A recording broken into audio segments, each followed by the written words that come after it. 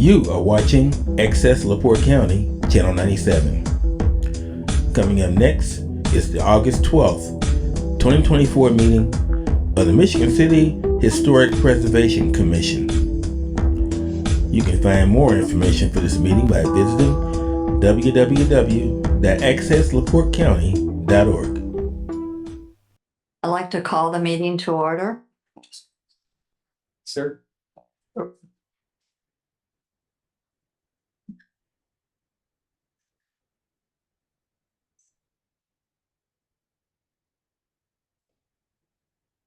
Can we have the roll call, please? Joyce Dalton, Present. Dan Granquist. Here. Dwayne Hurt. Present. Lawrence Zimmer, here. Amy Bowman. Here. Greg Coulter. Absent. Pat Matsey. Here. Anthony Hicks. Here. Deb Parcell. Present. Kyle Anthony Petter. Here. We have a quorum. Can I have a motion for approval of agenda? Can I have a motion for approval of our agenda, please? So moved. Second, please. Second. All in favor? Aye. Aye. Aye. Opposed, same. Carried. Any correspondence, Kyle? No. Okay. Then we'll move to number 5, our C of A, which I understand we do not have. Not a physical COA, but we still have a COA number for it for the Okay. records. Okay. And so are we talking about 081? Yes. Okay. Would you like to go ahead with that? I'll let Deb. Okay. So we do have a staff report. There is no application submitted at the present time. So we're discussing the property at 515 East 8th Street in the Elston Grove Local and National Register Historic Districts. The rating is non-contributing. The architectural style is gable front, and it was constructed around 1880. So you've got a listing there of the description of the structure and alterations, things that have been approved in the past. The applicable ordinance authority, section 6291 of ordinance 3013 and 30687 of the City of Michigan City requires a certificate of appropriateness to be issued for work in a historic district when a conspicuous change in the exterior appearance of the existing building by demolitions, moving, additions, new construction, alteration, color change, or maintenance is proposed. As such, a certificate of appropriateness must be issued for the work at 515 East 8th Street. So, and before I read the recommendation, I guess I just wanted to put out a couple things to everyone. I think we've talked about it a little bit before, but we do not have a CO application. So without that, we really cannot discuss the demolition of the property. We can't really talk about the appropriateness of that because that's speculating on something that hasn't been brought before us at the present time. So we can really only talk about the process of going through the COA process, talking about potential fines, that kind of thing, and what kind of requirements you'd be looking for going forward. So we have finding of fact. And this is something also that you can do. You can make a motion to accept the staff report into the record as finding of fact. So you can vote for approval of that. So the finding of fact, A, the house was demolished without a COA application, commission approval, or permits. B, as noted in the ordinance authority above, a COA is required for demolition. C, Chapter 62 of the Michigan City Code of Ordinances, Section 62-2 states violations to the ordinance shall be punished by fines per Section 1-7. And finally, point D, an approved COA is required before a demolition or subsequent building permits can be issued. Are there any questions for Deb before we continue? Are the owners of the building here? Do you want to speak? Thank you.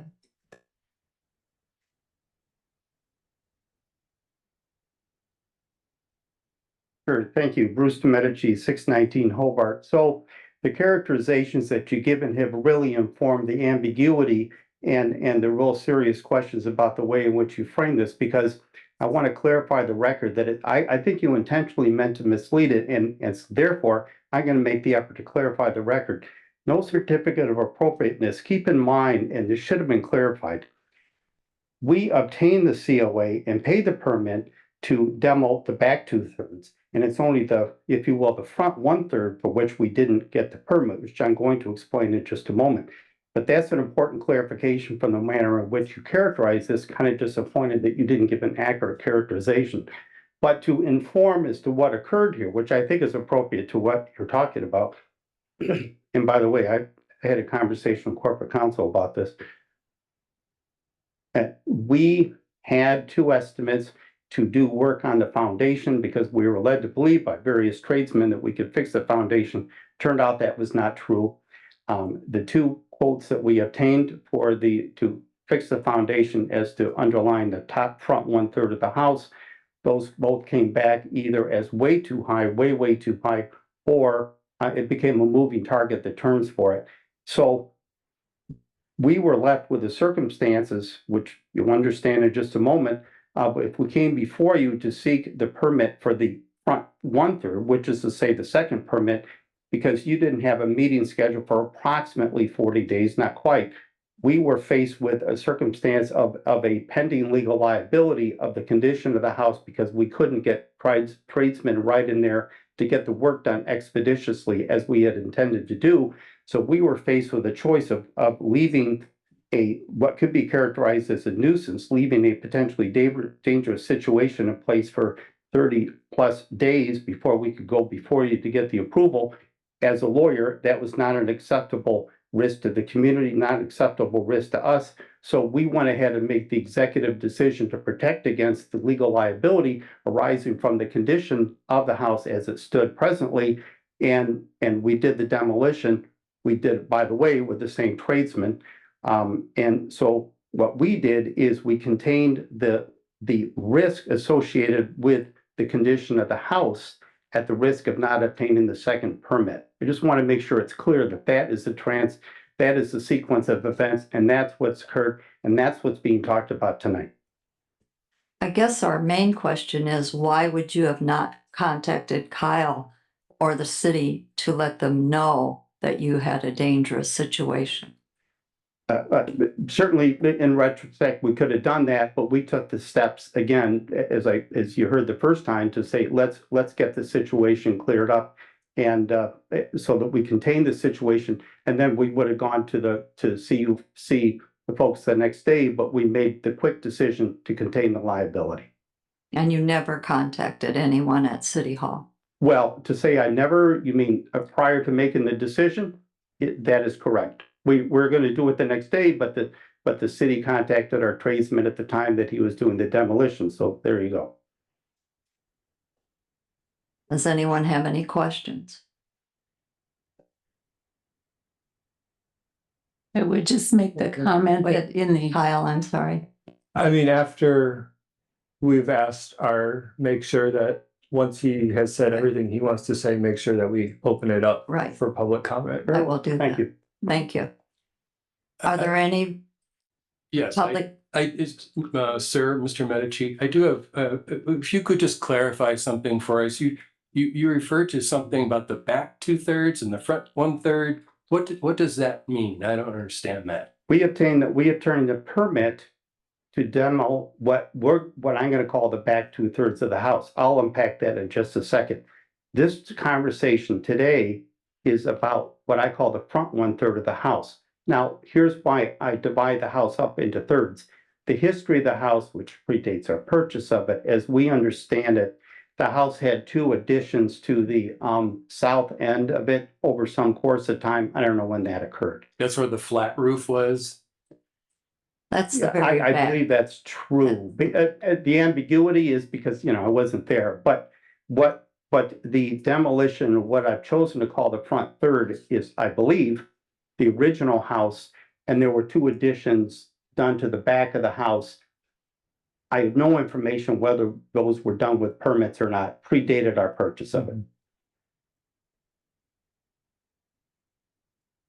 So I'm just remembering the picture I saw of the house that you sent. Yeah. It shows an original gabled front house, and then in the back, there's a whole flat roofed addition. Correct. Yeah, So is that the back flat roofed addition part, the part you wanted? Is that what you're calling the back 2/3? It had 2 roofs, so just say it's a flat roof. Yeah. There was the gable. Yeah, so. Ma'am, you'll have to come up here. All right, so here I'll answer. I think the answer is yes. You called it a flat roof. I don't think of it as a flat roof. They were both gable, but it was a different roof height profile. Okay. We're talking about this very back one. Oh, Right. okay, sure. Yeah, that's in fact, that since you have the photo up, what you pointed to is, in my mind, that's the very back third, if you will, the third, and then the middle, there's a middle part, what I call the second third, and what was demolished is the front third. Yeah. That's just my sense of how we dealt with the house ourselves. I don't know that the additions were done at 2 separate times in the past. It's our speculation. That's not the issue here. No, but Our he issue- asked me why I use the terminology and I was answering. Is it- Take 1 second. I think I'm asking Ms. Dab if she can put that up on the screen so everyone can see that picture. we can. I don't think we can we, Drew? I have, Can't put that on. no, but I'm saying the picture comes from May 2024 COA. And it's on here. Here, she's coming. If you look for the May meeting, it should be on there. So, and I would just clarify a little bit in the staff report tonight that the commission members have. As part of the alterations listed, it does list the COA at COA 2024-028, which approved removal of the back deck. So So you'll when see the picture correct. there. So when I divided it in thirds last time, that's the way that my wife and I looked at the house in terms of how it had been constructed, how we're looking at it in terms of our renovation. It's my habit to divide it into thirds. I don't know if that really characterizes how it was added into in the past or not. Okay, so you got the permit to remove the back 2/3. How was it that created a dangerous liability condition out of the front third? Because the way it was open up in the back. So your contractor didn't take that into account as he was doing his demolition? I I mean, mean, it was, that would well, be like a very obvious thing, right? You're gonna tell the contractor, I want to remove this part of the house, but don't damage this part of the house. there was some boards in place, but over the time that we owned the house, at various times, people had basically broken into the house and we think that maybe tried to live there for a period of time. They had removed some wood or pried some wood so that they get into the house. Is that on there? So how did that make the house? It should be, it's danger. not. Can you describe how that made it a By- danger? I'm happy for Was you to it like do that. ready to fall down or? Let me check the Um, date on that. Well, it may have, 515 it may have weakened the structure, but also, you heard what I said a moment ago, and I believe you know what I'm about to say. I sense you understand what I'm about to say.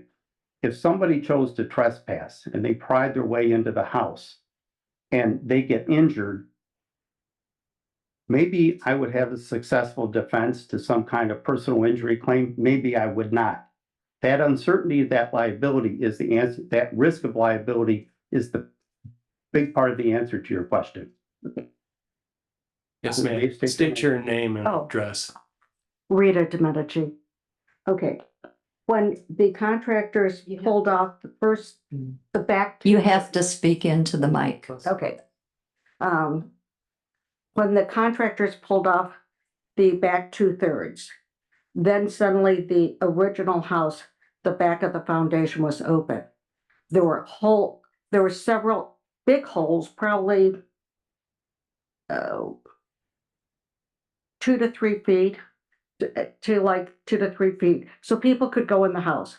The bricks that the original foundation, they were crumbling, they were soft. So yes, it was a non-safe foundation, and that was not readily, seen when the house was there. I just want to inform Rita's last point. This is somewhat incidental, but since you bring it up, we had a handful of tradesmen tell us that they could fix the foundation. We had an inspector that we paid told us we could fix the foundation. We came to decide by what we thought were more competent tradesmen that fixing the foundation was far more difficult than the initial tradesmen told us over time.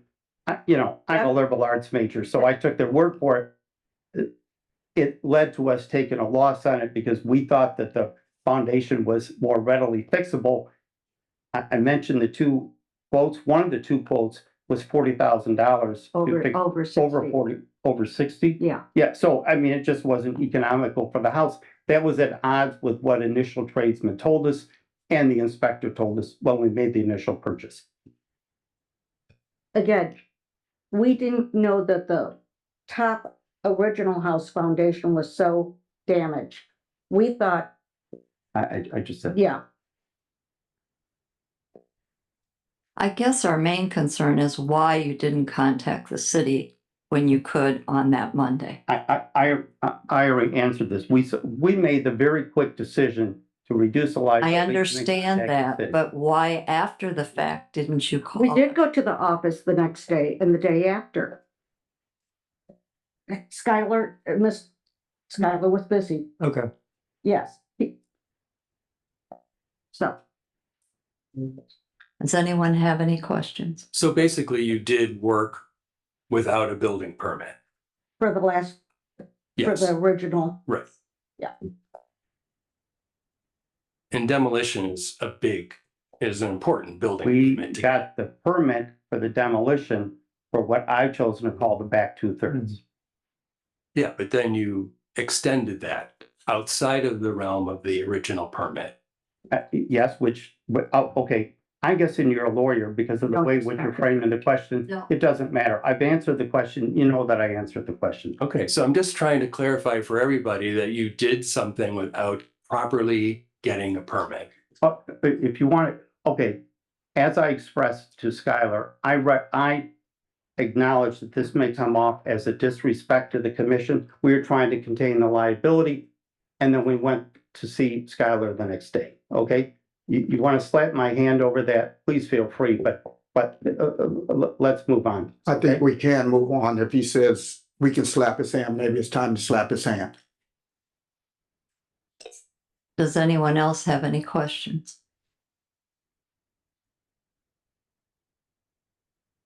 How do we prevent this from happening again? That is what I'm really concerned with, because again, there doesn't seem to be any knowledge on your part as a homeowner in a historic district of what the do's and don'ts are with your building. Because you did have, I remember being at the meeting and we okayed that demolition because that was bad. We didn't talk about the first third of the house. And that's the most important part of the house because that's the facade and that's what everybody sees. And that's what you took into your own hands and decided it didn't matter what anybody else thought because you didn't want the liability. I understand that as a homeowner. I'm a homeowner too. I don't want to hurt anybody. I don't want anybody to get hurt. But you took matters into your own hands. So we have to do something about it and we have to make sure it doesn't happen again. That's what my. I want to see if I understand your point. You do know that this photo does injustice to how ugly the It external. doesn't matter. It doesn't matter. It's in a historic district and it has significance to that. It's a non-contributory house. Okay, I That term understand. is significant. And by the way, not to belabor this, but I don't think there's any neighbor who thought that that house was contributing to the visual profile. And it had been in that condition for a significant period of time before we bought the house. So I don't think that there is any demerit in terms of the visual profile of this non-contributory house. The siding was peeling away. The Okay, siding all had to be sir, removed. sir, we're not here to talk about the siding. We're here to talk about what happened. She mentioned the siding. Okay, that's fine. Thank you. Thank you. I have one question. real Yes. quick. Excuse me, sir, when you purchased the home, did you know that you were purchasing a home inside of the historical district? Yeah, we intended, I think this is incidental. Stop me if this is too belabored. When we purchased the home, that was going to be our home in Michigan City.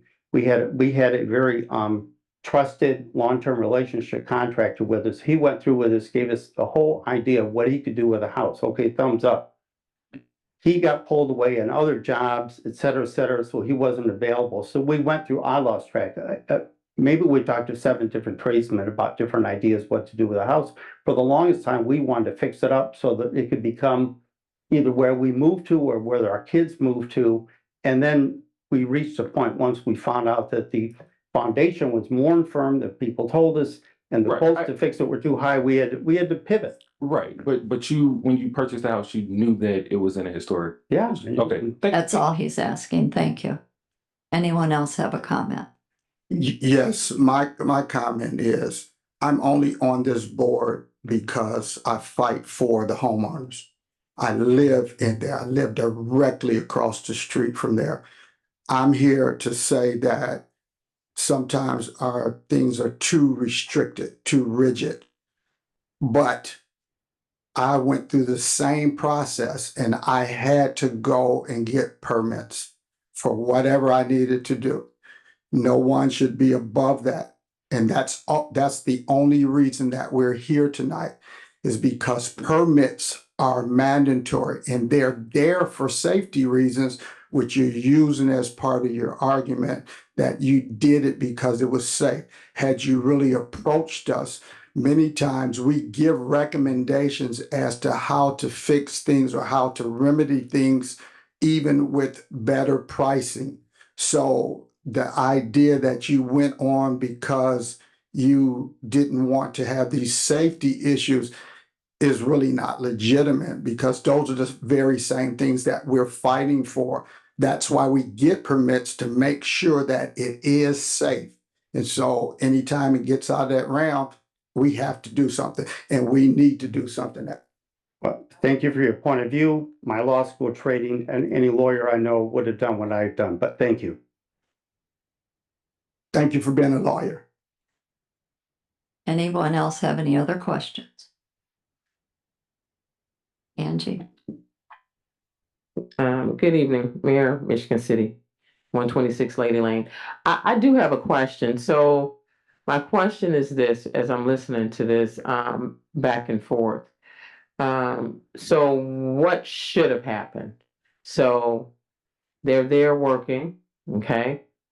And they're in the midst of this. So they're supposed to stop, right, completely. And then what happens next? They leave the site, they go down to City Hall, pull a permit. We know our permit process takes a while. And then what happens? I'm just trying to, because I'm trying to understand both sides from a safety perspective too. So now we have an open house, wait on the permit for how long? Then they fence it up and then cover it, and then they tear the rest down. I'm just trying to understand, because I know the restrictive, because we used to talk about it all the time. Sure. And I'm just trying to understand. They had a permit. Right, they had initial and permit. Things went downhill. Right. They should have stopped, and they did. The next day called Kyle. Okay. And Kyle would have handled that for them. Okay. But they didn't do that until after the house was torn down. So if Kyle, you can give an update too. Yes, so usually this is a first for this commission, as well as for me and Deb. So what probably could have conspired would have been, I would have been contacted, me and Deb would have went out to the site and seen the condition, because in our our rules, essentially what governs this board, we can call special meetings for emergency demolitions. Okay, And that's probably what would have happened. okay, And it probably would have taken roughly the same amount of time as it did, just because unfortunately I was out of town all of last week. So even if had they reached out, I was out of town, but the board still could have called a meeting. So in a way, the demolition happened probably before the proceedings would have, but the process itself, outside of the physical demolition itself, we are following the same procedures. It just so happens that the demolition happened before the board could have made a decision. okay. So now my question is, because I'm listening to the back and forth and the terseness. So your question. So how can you avoid this in the future? Because I could see this happening again. It just so happened that this is the first one, right? That you get into a situation, because that house, it was a blighted house. It's been blighted for a long time. Everybody knows that. It just has been. And I don't even know how long. I just always known it to be that way. So my concern is, what do you do when somebody pulls a permit in the historic district to say, hey, listen, if you get into it, here are your emergency contact numbers, da da da da da da da da da. Because now, what is the penalty? Since we have never had this happen before, it's been highly recommended that there be a fine because procedures were not followed. And when they got their first C of A, they could have went by that number and that phone number to contact someone. And that was not done till Monday. And is that already in an ordinance, a fine? Is that in place? Yes. Okay. And we've never, ever had to do that. Because usually the person comes back or contacts Kyle at the city office or one of the inspectors, and then it all goes from there. My concern from a long-term perspective is that I understand fines, but the money that's spent on the home is a lot of money already, even with the demo. And then to tack on a fine, I understand you've publicly reprimanded and done all those things, but my concern is you have people who are spending money in Michigan City. That is an expense just in the demo. And now we're going to try to tack on the fine possibly. That's just a concern of mine. I understand that. But what do you propose we do then if this happens again next month? And again, I don't know. I'm hearing all the facts tonight. This is in real time. I'm just asking questions. Well, I appreciate Yeah, that. I'm asking questions because that is a concern. And these homes and the restrictions that we're placing on people, we had a situation with a door and I had to figure out how we could find money to help from the city. I'm like, nope, we're going to figure it out. We'll help pay for the door. So that's just a concern of mine. I understand we have a historic district, but I do understand that it's expensive. And so that's just my concern. Now, how you handle it is up to you all as a board. All of you collectively, you're appointed for that reason. That's just, I'm sharing my personal opinion as a taxpayer, and as a resident of Michigan City, and as the mayor. That's a concern for me. And I have a concern also. My concern is if somebody is referring to what actions we have as a slap on the wrist, what I know as a slap on the wrist is the most minor thing that you can do. Yeah. And so if you tear down a structure without a permit, from what I heard, I'm expecting the person to expect a slap on the wrist and say, okay, come and get a permit and you're good. And we should not operate. That's why we have no money as a commission because we have no means, and this is a means to get money. I'm gonna say the absolute truth. Oh, you This ain't gonna is- get me to disagree with that. This is a means, and I've been saying this, that when we do the fines, people will understand that you cannot do whatever you want to in beautiful Michigan City. Right. I've been in my house for, I'm guessing about 7 or 8 years, and that house has been in that same spot, the same situation the whole time. One quick phone call Yeah. would have alleviated everything that we're going through tonight. Okay. And if we think that we are above the law, then this will continue. Oh, I agree. But if we step down and say, no, we cannot accept that, what can we do as far as legal terms say that this commission can do? The commission said that we can find them, and that's what we intend to do on this evening. Yeah, and I will say this because again, when it comes to fees and all of that, we're going through that process with the city, and what we can and cannot do, and what we have not done. Okay, and if you have it in your legal, if that's already built into your, it's what it is. I just don't want the. I'll say it this way. I don't like all the back and forth, and it's okay. You all have your own, you can do that. And even the resident, you know, explained his position, but I think we started getting repetitive.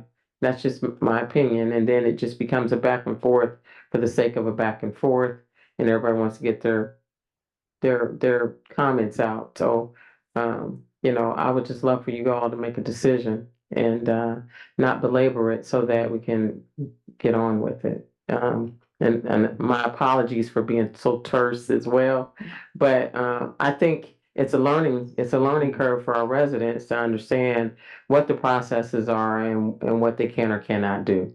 And I've dealt with this board historically, and I didn't have a good feeling. I walked away like, okay, am I being scolded for coming? You know, and I want all the boards and commissions to know that follow your rules, but be welcoming. And that's not, you know, let's have a good public discourse when we have these interactions, and make decisions. That's all I'm saying. But whatever you do, I'm a support and stand by it. So, but I did want to ask those questions because I didn't know all of the facts of the matter. So, but thank you. Mayor, I appreciate your comments, and like you and I had discussed earlier, this is brand new for all of us. It was like a slap in the face. Kyle, coming back from vacation, hit with this. It hit us all, and we're all very, very concerned. And we're usually very easy to get along with. I thought, maybe I'm wrong, but anyway, any of the board have a comment? No public comment.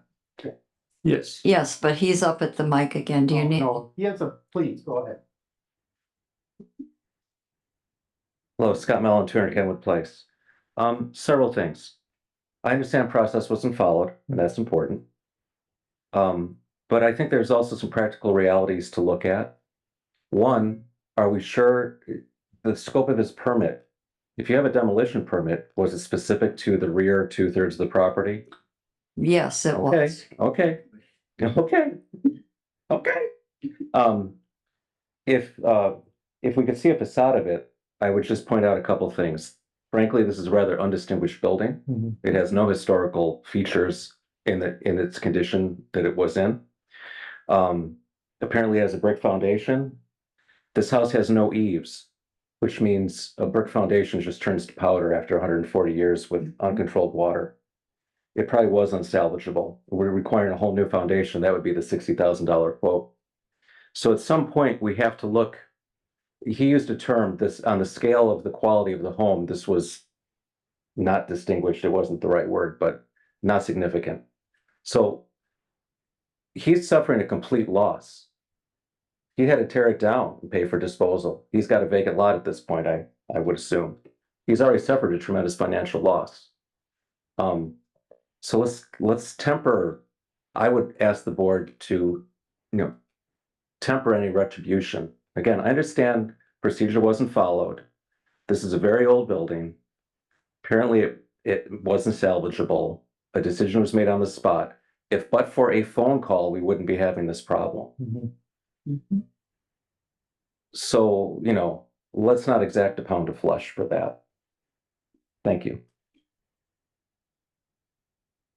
So I have a question for that. So if we don't do anything, how do we set precedent? Right? How do we just what are you all expecting us to do? Vote on it. Yeah. Is that 100% loss? Yeah. What do you want more from? Well, I understand that as well. I agree. Let's vote on it. I agree. Should, I agree. Absolutely. does anyone else from the public care to speak on the matter? Oh. Okay. Yes, we have. Yes, it's No. only Okay. We have a microphone, There's a I believe, in microphone the right over back, there. as well as one in the front.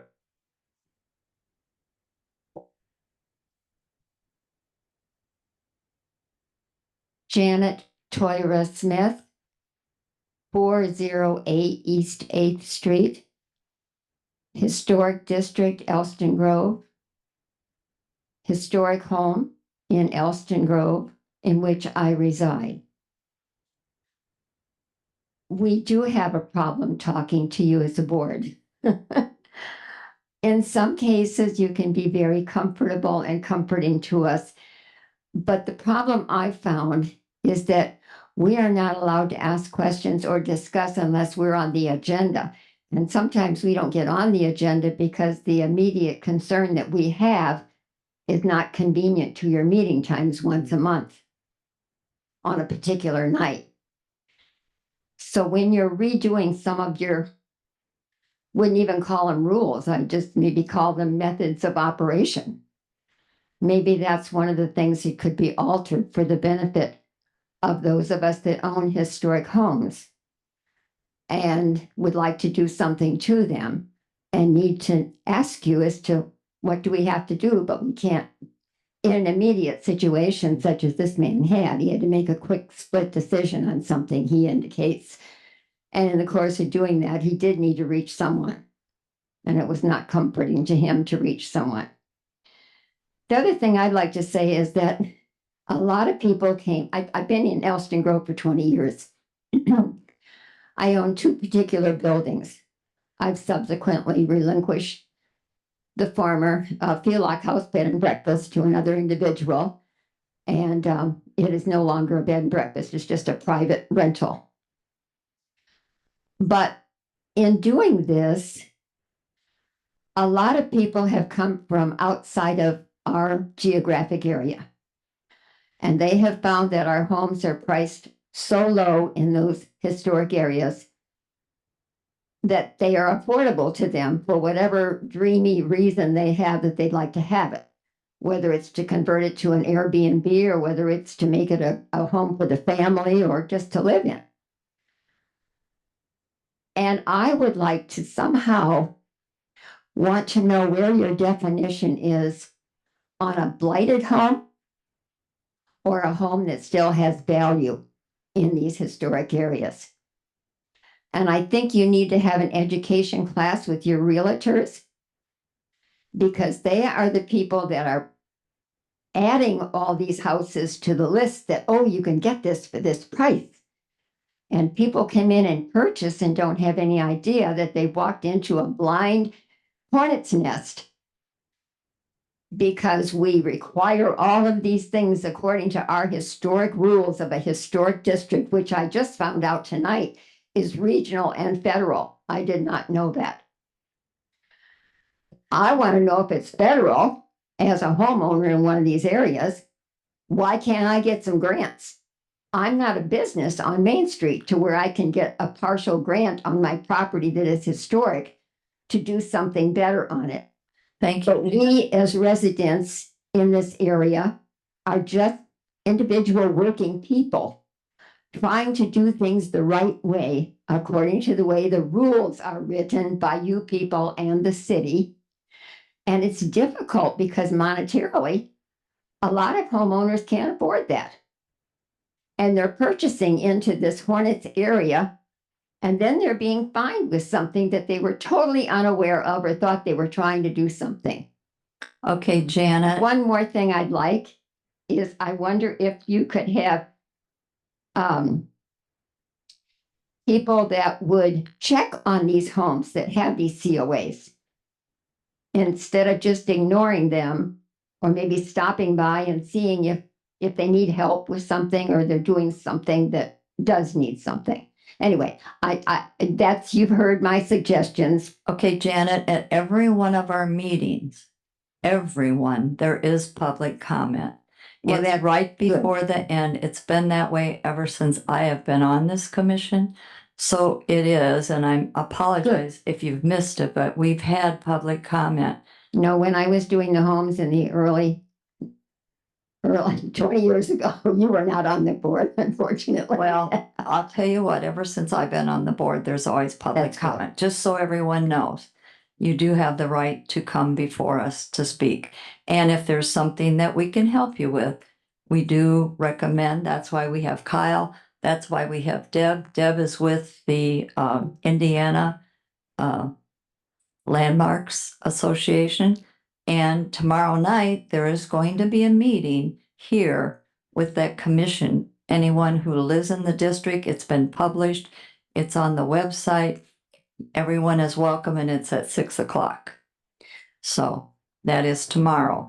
And I appreciate your comment, but we do have public input at every meeting. Well, thank you for your time and attention. Also, would just note that we are planning to have a public meeting workshop on available grants and tax credits and things like that in the next month or so. We haven't finalized a date. So keep your eyes open for that. That's for anyone who has a property that's on the National Register, which is every single house in and commercial building in the historic districts here in Michigan City. So should be some really helpful information coming soon.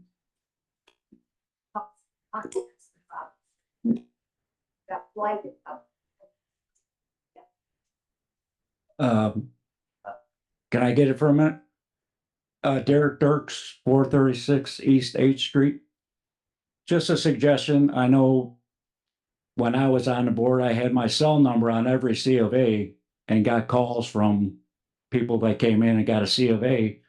And I got calls all hours of the day and night, you know, for suggestions if they had that type of a problem. I don't know, you not have that no more?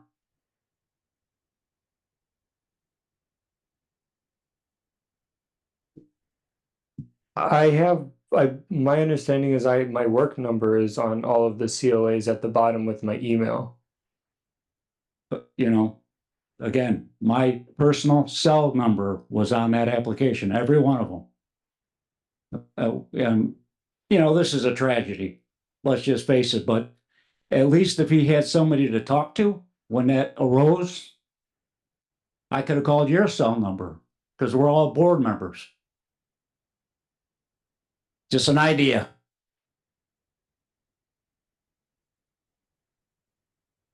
If I may, I want to put a couple more comments.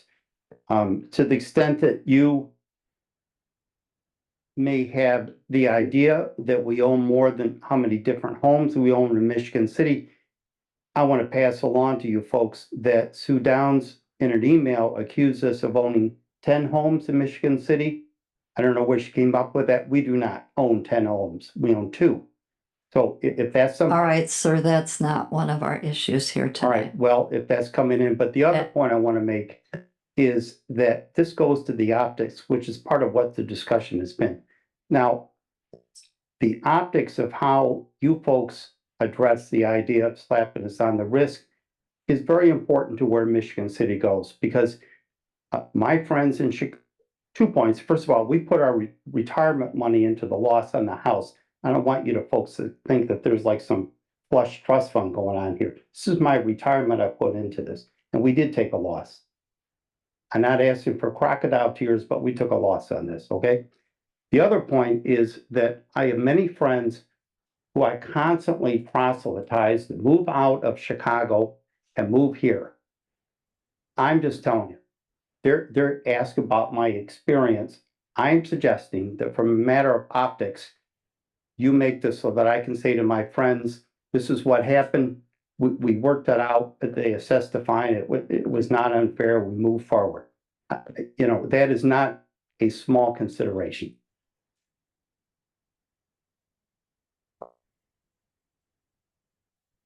Any more public comments?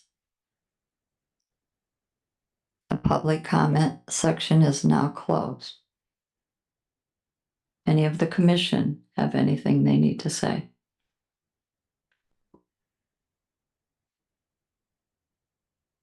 I guess I would have one comment. Are we getting ready to entertain a motion then? So let me just throw this out and kind of pursuant to what Mayor Angie was saying. We don't like the idea of penalizing anybody for anything, but you have to understand our side of it is if there isn't some bite at when somebody does something wrong, if there's not some kind of a bite, then the next person's going to come along and do the same thing. Oh, I didn't know, or there was unusual circumstances, blah, blah, blah. And so then everybody's going to want to get a freebie. So I would like to suggest, I think in the ordinance, it says that the fine is $2,500 per day that they do not have the COA. Is that correct? Yeah, it says per incident, per something like that. Yes. Something about per day. But Hang on a anyway, second. I can tell you. even if it was $2,500 once, that seems like a lot to me. So maybe we reduce this one time because of the circumstances, we reduce the amount. I don't know what that should be. Maybe 1,000, 500.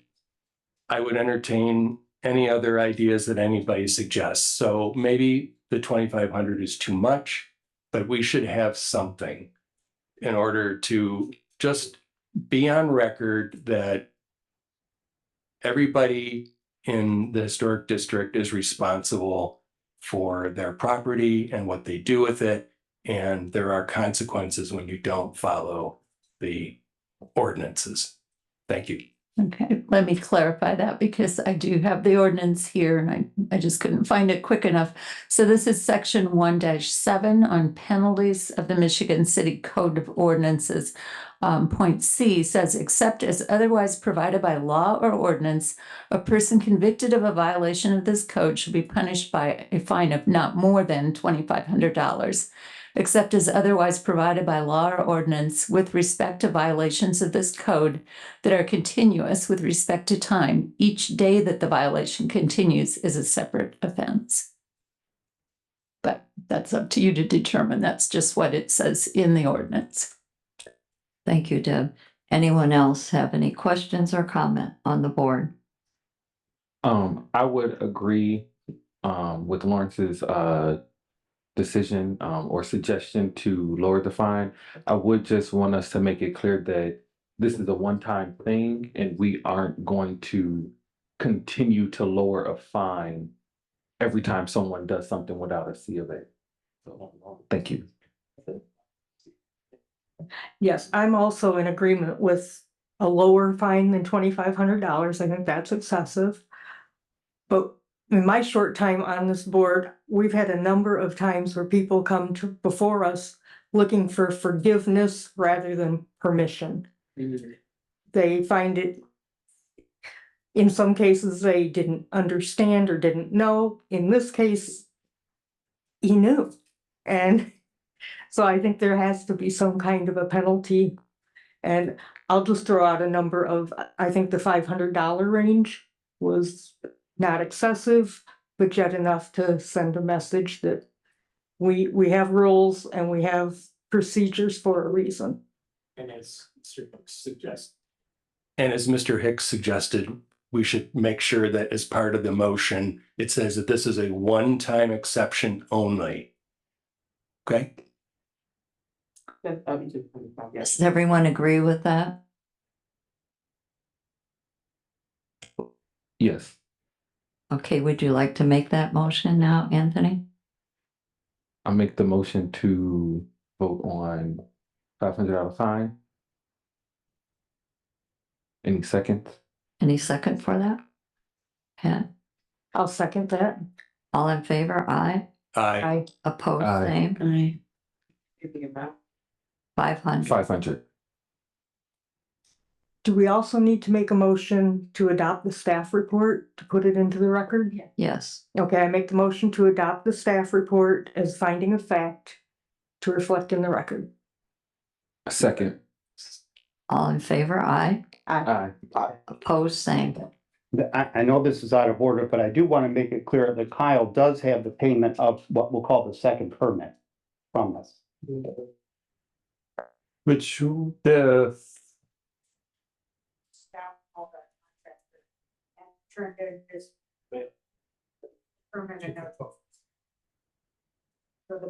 Ma'am, you cannot talk from there. You have to be up at the mic because this is being recorded.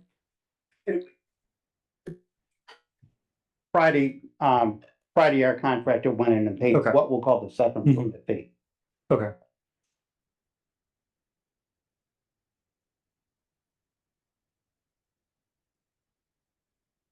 What exactly is that? So, I mean, so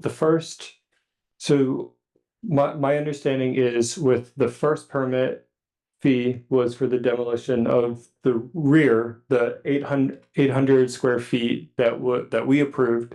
And what he's referencing is their contractor then paid for a second demolition fee for the rest of the house. So that's what makes it the two separate demolition permits. But that permit can't be issued without an approved COA, correct? That would typically be how it would be handled. And we don't have a COA for that. Not a physical sheet. We need that. And when was this done, Kyle? Which The last one. in terms of the payment for the demolition, well, as stated, it was Friday. Friday. So I think the commission should require a COA application for that demolition. Even though it's retroactive, it still needs to be approved, so there needs to be an approved COA application to issue the demolition permit. Make a recommendation that the homeowner bring in a second COA to correspond with the second portion of the demolition. I'm fine to do that. I just wanted to clarify what Kyle clarified, which I didn't think to clarify before, that we did. Yeah. You know, I mean, it's appropriate to charge for the permit when paid. How much the second time? Both times it was the full price. Okay. My parenthetical to Mayor Angie. I don't have an opinion on whether there should have been some kind of adjustment in the amount of the permit price since it was only a demolition part of the house. I'm not making an editorial on that. It occurs to me that that might be a conversation you folks might want to have. Thank you. Are we ready to vote?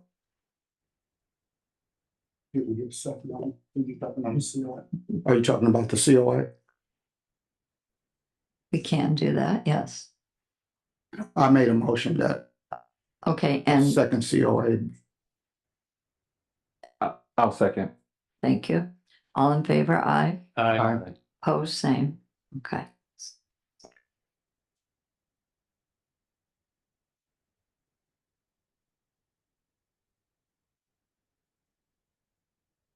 Anyone else have any comment on the committee or?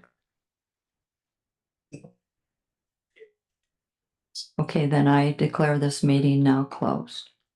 Thank you. Thank everyone.